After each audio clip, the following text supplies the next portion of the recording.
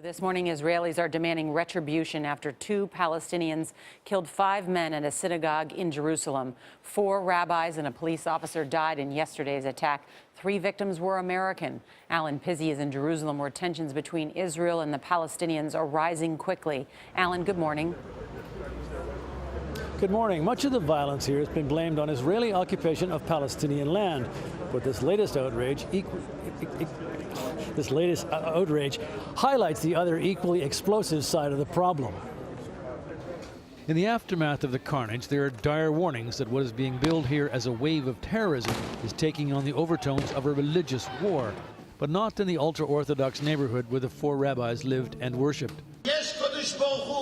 At the funeral outside the synagogue where the attack occurred, a rabbi merely noted that there are now 4 widows and 24 orphans on one street. This morning, worshipper Gabriel Cohen summed it up this way.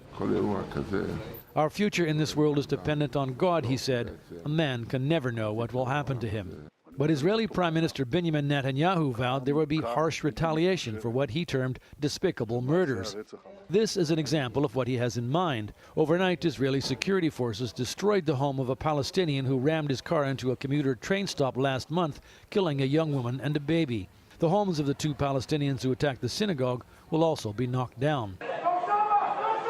What particular grievance inspired them to commit the outrage is still unclear. But a relative was quoted as saying he was sure they acted alone, not as part of an organized plot. Israeli security officials say such lone wolf attacks are the hardest to predict or prevent. The issues that fuel them range from Israeli occupation of Arab land to settlement building and disputes over access to Temple Mount, a site sacred to both Muslims and Jews. The cruel issue of what happened in the synagogue behind me is that most of the victims are from a segment of society in Israel that takes no part in the security apparatus. They're only interested in prayer. Jeff? Alan, thank you very much.